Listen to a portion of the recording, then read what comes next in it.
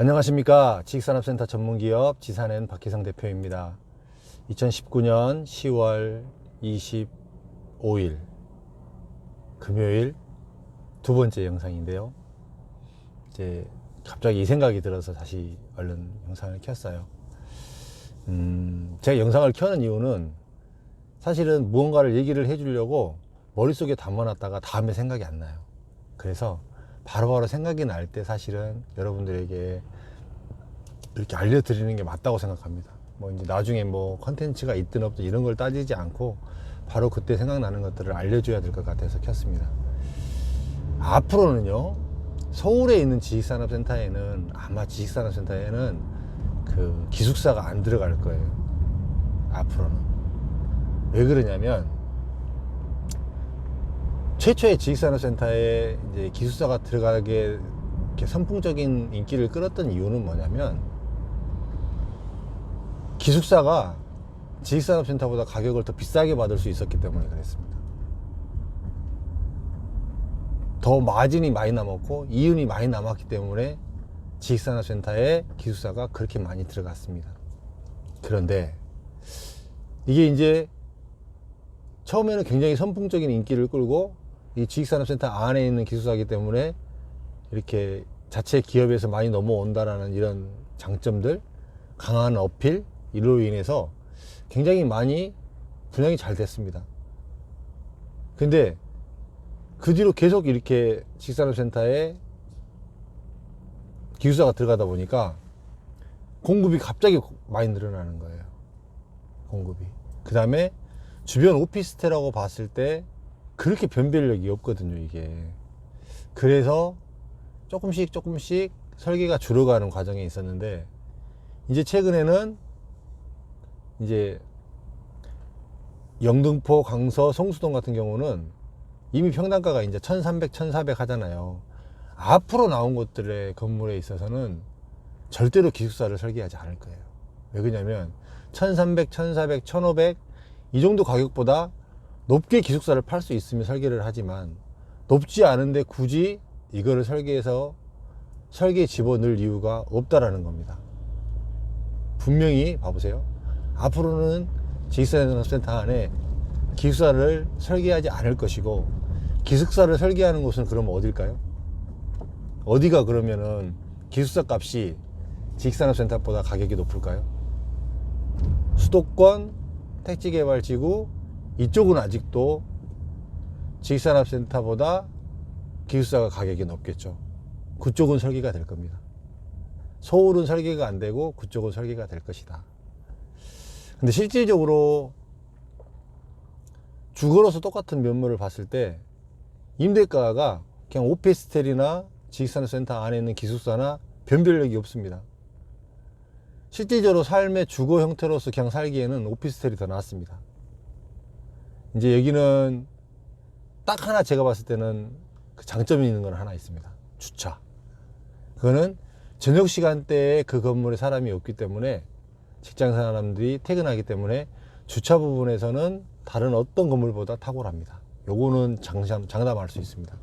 근데 그 외의 것들은 약간 이렇게 차라리 그 완전한 주거 형태의 오피스텔 같은 경우에 비해서 뛰어난 거는 하나도 없습니다. 이제 베란다 부분이 좀 있다고 하는데 그것도 사실은 크게 미미한 거고요. 살아가는 데 있어서는 이제 이런 부분들이, 이 설계적인 부분들이 사실 많이 변해 오면서 이 설계적인 부분이 사실은 어떤 고객의 니즈, 고객이 필요로 해서 이렇게 설계했다라고 외형적으로 보여지고 그렇게 마케팅을 하지만, 실질적으로는 이렇게 늘 하는 이야기지만 비즈니스입니다. 비즈니스. 지식산업센터를 누군가를 위해서 좋은 어떤 제도로 만들어서 뭐 쓰기 좋게 하기 위해서 그렇게 해서 만드는 게 아닙니다. 잘 만들어서 잘 팔기 위해서 만드는 것 뿐입니다. 그래서 그 니즈를 정확하게 아는 사람들, 어떤 것들을 더, 어떤 모양새를, 어떤 평형대를 실수요자들이 더 좋아하더라, 그 다음에 최근에는 어떤 평형대를 찾는 사람들이 더 많더라, 이런 니즈를 정확하게 파악함으로 인해서 이렇게 좀 더 이렇게 잘 판매할 수 있는 형태로 가자는 거죠. 무분별하게 너무나 많은 이 투자자들이 들어옴으로 인해서 투자자들에게 투자금을 최소화시켜주기 위해서 평수가 작아졌어요. 다른 이유 하나도 없어요. 그래 평수가 전용 10평대가 우후죽순으로 생기니까 작은 평수들이 너무 공급이 늘어나는 거예요. 작은 평수들이 임대가 안 맞춰져요. 지금도 임대가 안 맞춰지고 작은 평수들은 제 시세를 받지 못하고 있어요. 그랬더니 결과가 또 어떻게 나왔어요? 평수가 다시 커지고 있잖아요. 20평대로 20평 30평대로 커지고 있잖아요. 이제 이렇게 되면 또 어떻게 될까요? 이제 약간 무거워지죠. 이제 전체 분양가가 이제 아무나 못 사는 거죠. 그렇게 되면 또 어떤 변화가 이 다음에 나올지 모르겠습니다. 저도. 근데 흐름은 그렇게 가고 있습니다. 흐름은 이제 이런 부분을 통해서 조금 좀 시사해 보고자 하는 거는 어떤 한 부분에 있어서 좀 과하게 들어가고 과하게 보여지는 부분들이 있다라는 거는 투자에 있어서는 메리트가 없다라고 보시면 되는 거예요. 왜 그러냐면 희소성이 있으면 굉장히 그 귀한 대접을 받죠. 예전에는요, 그 지식산업센터 안에서 이제 잘라서 10평이라도 만들 수 있는 그런 호실 모양새가 나온 것들이 굉장히 인기가 좋았어요. 왜 그러냐면 너무 작은 평수가 없었기 때문에 자체로 분할을 해서 양쪽으로 문을 따로 내서 이렇게 임대 사업을 했기 때문에 작은 평수가 굉장히 인기가 좋았단 말이에요. 근데 이거를 아예 처음에 만들어 팔 때서부터 시작해서 작게 만들어 버리니까 이제 완전 작은 거에 대한 메리트는 하나도 없어져 버린 거죠. 그렇죠? 월세는 월세대로 최악으로 더 떨어져 버리게 되고 이런 상황이 생긴 거죠. 그러니까 그런 부분들 갑자기 많이 나타나는 이런 기술사 같은 부분들, 이런 부분들을 투자를 하게 됐을 때 어떤 나중의 부분에 있어서는 이렇게 특별하게 혜택을 받지 못한다, 특별하게 어떤 메리트가 없다. 지금 가산 디지털 단지도 마찬가지고 지식산업센터 안에 기술사가 이제 골칫거리가 됐어요. 이제 드디어 하나도 안 팔려요. 하나도.